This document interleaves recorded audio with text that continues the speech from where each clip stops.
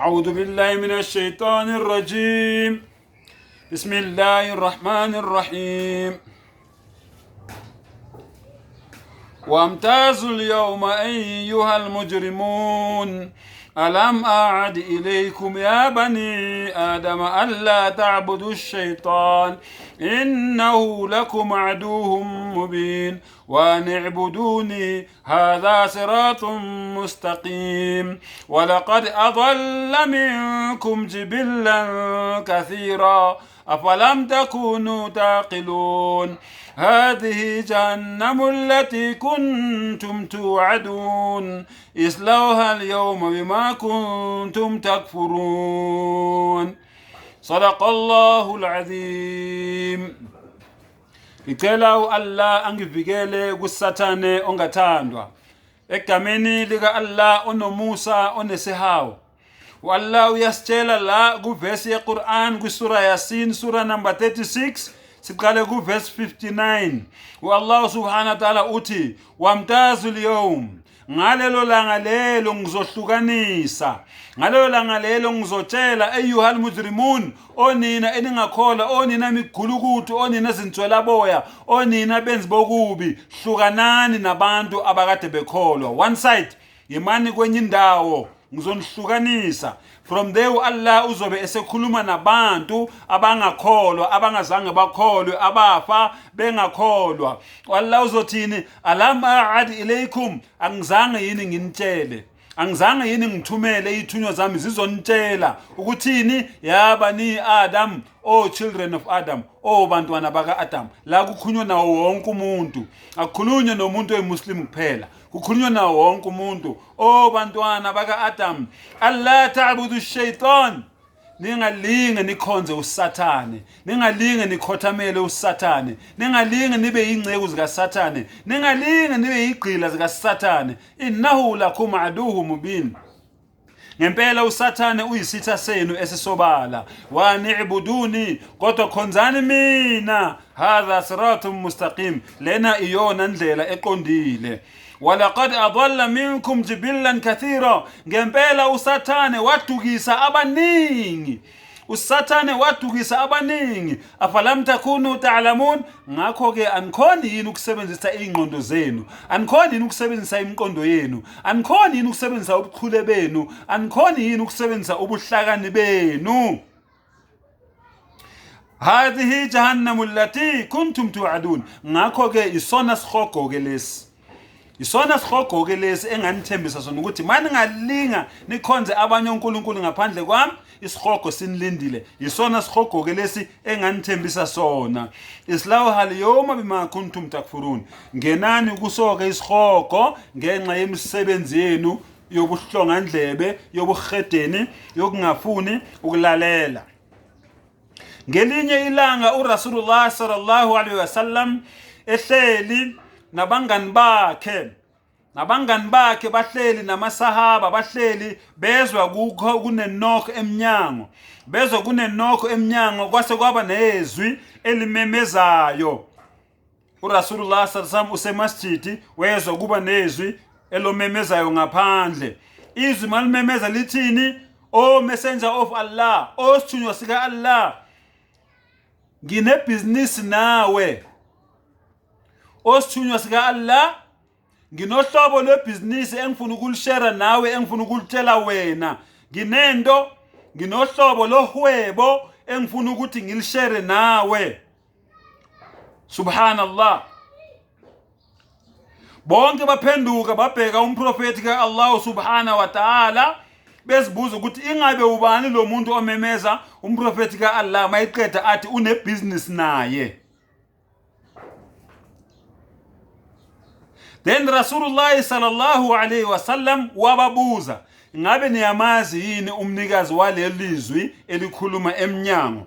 Bonke baphendula bathini? Allahu wa rasuluhu a'lam, Allah nesithunywa sakhe ibona abazi kangcono, sallallahu alaihi wasallam.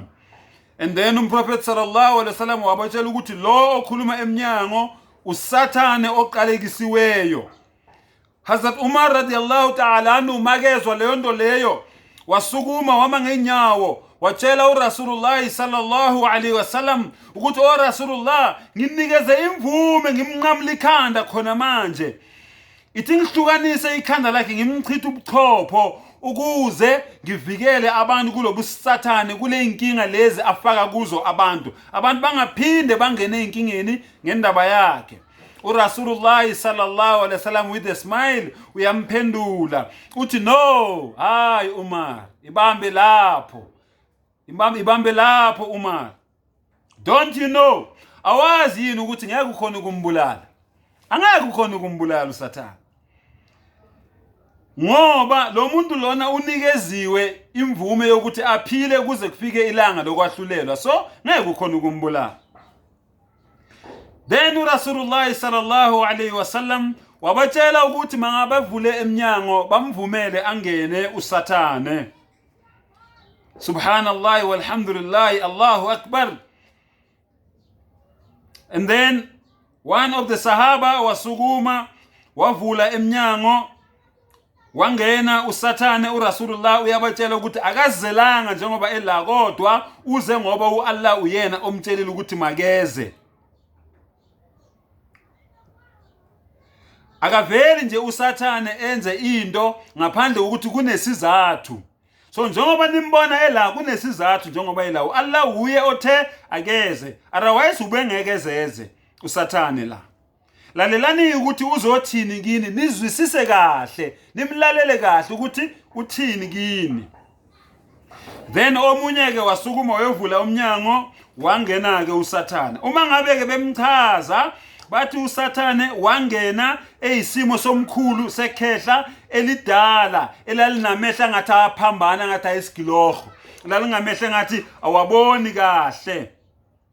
And then enentshebe nje edlakazekile ebonakala njengeinwele ilenga nje ilokuzana ezu7, inwele nje ezinde ezu7 ezazilenga esi11 sakhe.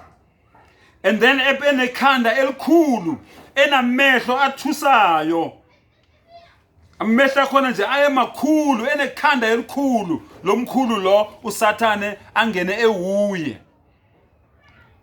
nesiphongo esikhulu futhi eside, nezindebe ezinde zomlomo ezilengayo. Wena owabona inyathi, inkomo yasendle le enkulu lo kuthiwa inyathi, indebe zakhe zomlomo zazilenga kanjalo. Wabingelela uRasulullah sallallahu alaihi wasallam. uRasulullah sallallahu alaihi wasallam wamphendula wathi, izibusiso nezibingelelo ezika Allah subhanahu wa ta'ala, o rejected one, wena Sathane, yonke lento oyishoyo kimi ibhilonga kuAllah subhanahu wa ta'ala, onguyena ophakeme kakhulu. Ngizwile uthi wena unebusiness nami, yini le wena ofuna ukuyixoxa nami? And then uSathane wathi, kufike ingilosi kimi yangitshela ukuthi uAllah ungithumele ukuthi mina ngize kuwe ngizokhuluma nawe, kodwa uma uya kuMuhammad sallallahu alaihi wasallam uzofika uzithobe, uzofika uzehlise, and then uzofika uzehlise uyomtshela yonke into, indlela wena oyisebenzisayo ukuthi uhehe abantu ngokwezinkanuko zabo nokuthi ubadukisa kanjani abantu. Uzophendula yonke imibuzo umprofeti wami azokubuza yona ngeqiniso, ungalinge uqambe amanga ngisho nangesodwa isikhathi, ngoba wena vele uqamba amanga, kodwa njengoba uya kuye ungalinge uqamba amanga ngisho nangesodwa isikhathi kwimibuzo azokubuza yona. Uma wakwenza lokho, ngizokuphendula ube umlotha bese ngiyakuphephetha uphephetha umoya ungaphinde ube khona, bese izitha zakho ziyakuhleka. Izitha zakho zenzeni? Ziyakuhleka. Ngakho ke ngize kuwe ngoba uAllah subhanahu wa ta'ala uthe ngize kuwe. Then uRasulullah sallallahu alaihi wasallam wabuza uSathane ukuthi kuyo yonke into edalwe uAllah iyiphi oyizonda kakhulu? uSathane waphendula wathi, uwe o Rasulullah sallallahu alaihi wasallam, ngizonda wena kunayo yonke indalo kaAllah subhanahu wa ta'ala, akekho engumzonda ukudlula wena.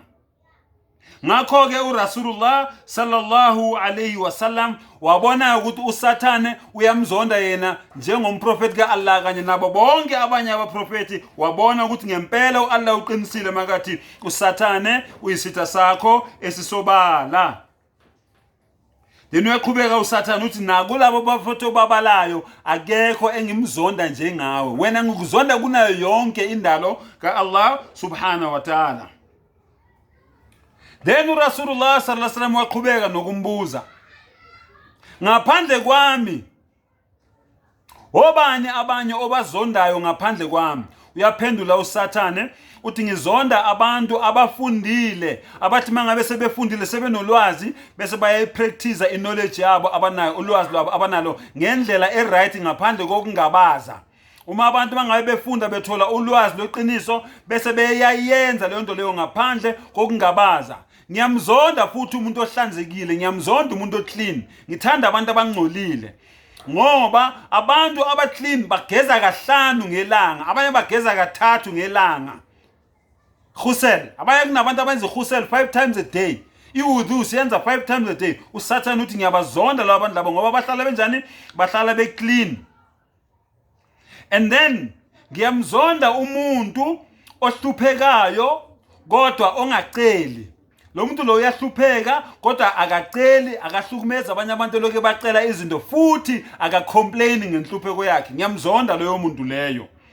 Ngiyamzonda umuntu ocebile oyistebe onemali eningi ohlale ebonga ngaso sonke isikhathi kuAllah ukuthi uAllah umbusisile ngale mali, angagcini lapho bese anikeza i-charity, anikeze izakat ngendlela eright, and nomcebo wakhe uthole ngendlela eright and uspenda ngendlela eright, akaspende entweni eziharam. Ngiyamzonda loyo muntu loyo. Then Rasulullah sallallahu alaihi wasallam asked, if they do these good actions, uma ngabe benza lezi zinzo lezi ezinhle wena osuzibalile, kwenzakalani kuwe? Uma ngabe abantu bami bethandaza, kwenzakalani kuwe wena Sathane? Uthi uSathane bangenza ukuthi ngiqhaqhazele, ngithuke ngiqhaqhazele njengenkukhu egodolayo engenwe imalaria, engenwe isifo semalaria.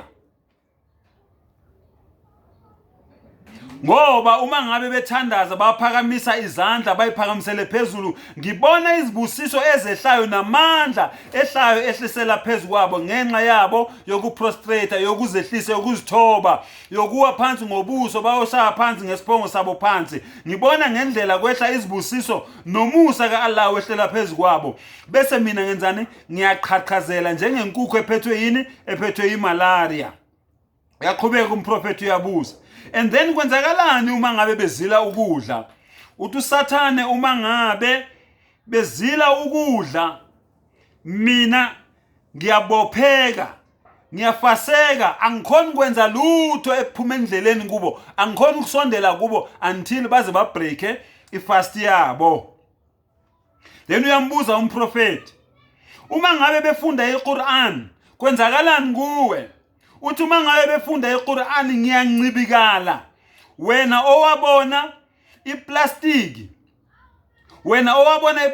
incibikaliswa umlilo uma ngabe beyifaka emlilweni, incibikala kanjalo uma ngabe befunda iQuran noma benzani bebhadala izakat. Lesikhathi bebhadala izakat mina ngiphenduka ngibe ama piece ngendlela kuba buhlungu ngakhona kimi, ngiphenduka ngibe ama piece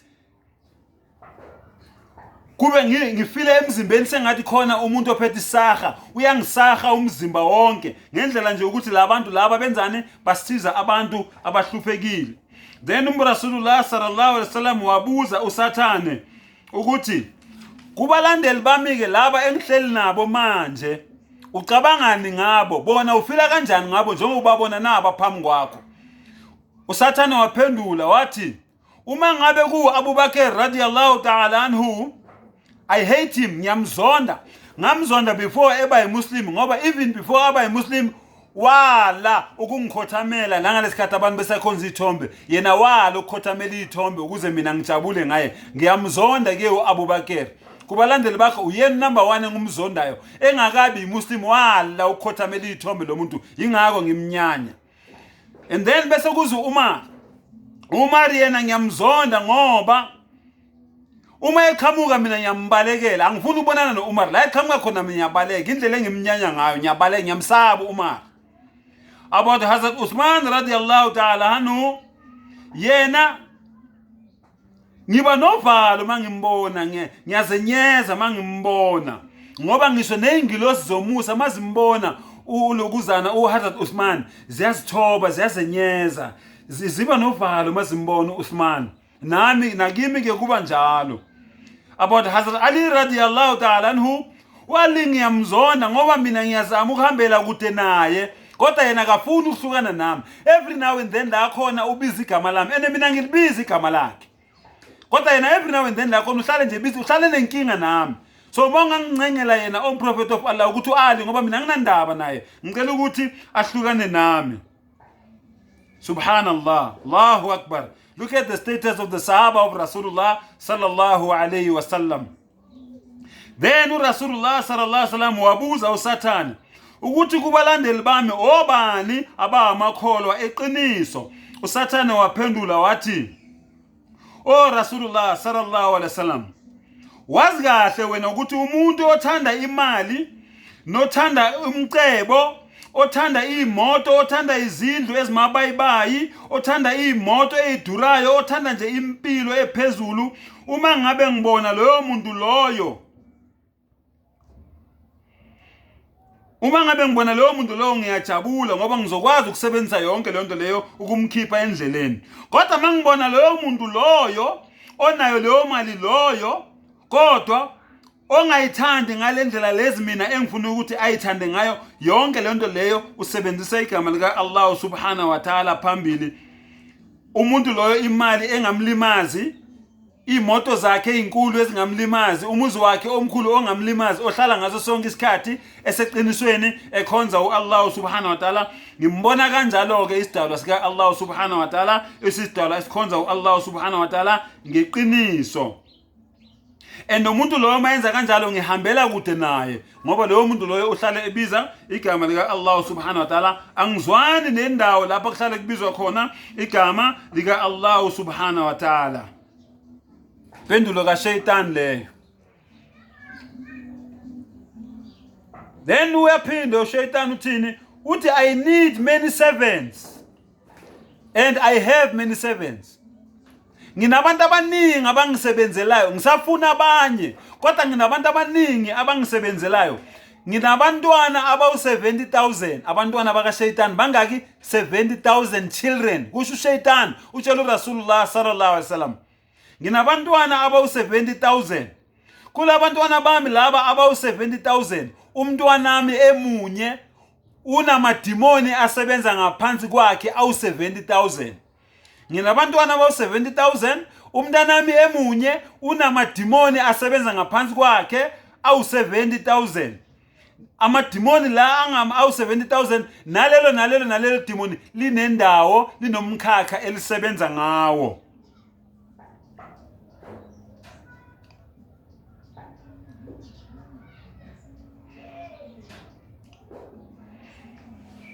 O Rasulullah, kunento eziningi nina eniphikisana ngazo nalabantu laba abangakholwa. Eziningi eniphikisana ngazo nabantu abangakholwa. Mina uma ngabe ngibona abantu abafana nani, mina ngithagetha iyouth. Mina ngiya kakhulu entsheni kulabantu laba abasha. Ngithagetha abantu laba engibabona ngathi bapious, ngathi babakhonza Allah subhanahu wa ta'ala kakhulu. One mistake nje wangivulela ngiyangena. Ngiyamhlebela lokho engifuna ukumhlebela khona, wabiza igama lika Allah ngiyasuka ngiyabaleka. Kodwa ngithaketha kakhulu abantu abayini, abantu abasebasha, abantu abayi-youth. And then lawo bantu labo abayi-youth ngibenza babe arrogant, ngibenza ukuthi bangalaleli, ngibenza ukuthi babe amahlongandlebe. Labantu laba abasebancane ngibenza ukuthi babe amahlongandlebe. Laba abadala kodwa abenza izinto eziright ngiyabaxabanisa, ngenza ukuthi baxabane, ngisebenzisa imali, ngisebenzisa amabhizinisi wabo ukuthi baxabane, bangaphinde bazwane. Ngendlela masebexabene ngakhona bathi mangabe sebelwile sebedubulene sebebulalene sebeloyene ababoni nokubona ukuthi yimi engibabhayizisile bona bayitshela nje ukuthi yiba abahlakaniphile kanti mina engibabhayizisile mina ngifika nje ngibahlebele nje kuphela ukuthi lokhu kujwayela kabi imdubule lokhu kujwayela kabi imgwaze lokhu kujwayela kabi hamba enyangeni yombulala ababoni nokubona ukuthi yimi engibenza ukuthi benze lezi zinto lezo ezirong uma ngabe sebezenzile lezo zinto lezo ezirong mayiqala ethi uyazisola ethi ufuna ukuyoxolisa mhlambe emndeni walomuntu asembulele or emndeni walomuntu asemdubulile kodwa akafanga bese ngiyafika mina ngithi hayi ungayi lapho bazokujwayela kabi labantu lapho uyi-right wena ngithi wena uwe bo-right ungayi wena lapho yes uyozehlisa bazokujwayela kabi kumele ubabonise ukuthi wena uyinkunzi wena ukangakanani ungayi lapho nalabo abanye nabo ngifike ngibatshela ukuthi hayi ningayi kuyoxolisa ngixolisa ini ningayi kuyoxolisa uright njengoba hleli lapho uye kumele azoxolisa wena uthi ungayi kuyoxolisa kulaba uthi bangezi uzoxolisa yiba kumele bazoxolisa kulaba uthi uwe kumele uzoxolisa ngambona usathana ukuthi uyimenemene uyiphiqiphiqe linjani and then from there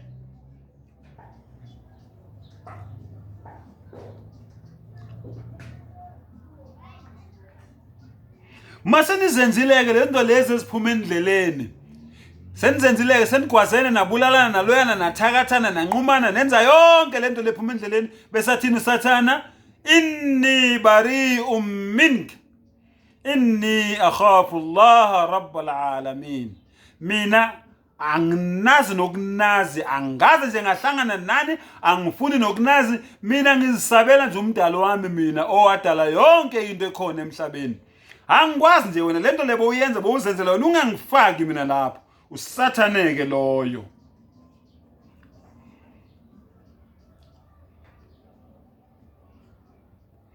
and then ke uthi ke usathaneke indlela yami ke engiprofessional kuyo kokuqamba amanga hayi yabona ukuqamba amanga ngiprofessional I'm the first la yimi oqala ukuqamba amanga ngiprofessionally ke lapho ingako nabo ngibafundisa ukuqamba amanga bonke abantu abaqamba amanga babangani bami and then waqhubeka ke wathi ngendlela abantu baqamba amanga ngakhona akekho umuntu oqamba amanga njengami ngiyabafundisa bona amanga kodwa angibafundisa amanga ngendlela mina nginamanga ngakhona mina awamamanga convincing awamamanga anestembu mina mangikutshela amanga ngiyayihlobisa into uyibone ngathi njengoba ngokutshela yona kanti amanga ayithi ngiyakhumbula mangabe ezobhayizisa umkhulu nogogo Adam noEva wafika wathi yazi mina ngiyanithanda yazi nginifisela okuhle kodwa yabona njengoba ethi Allah ningasondeli kule sihlahla lesi uAllah ngoba akafuna ukuthi nihlakaniphe 1 nizohlakanipha ayikho into eningeke nize niyazi 2 nina nizophenduka nibe ingilosi and then angeke nisafa nina nizophila ungunaphakade niyabona ukuthi mina ngumngane weqiniso ngiyanithanda he is convincing udevil uSatan yiko Allah athi beware he's your open enemy so uSatan uthini utshela umprofeti uthi akekho mina onamanga njengami eneyimina umuntu oqala oqamba amanga so bonke abantu abaqamba amanga babangani bami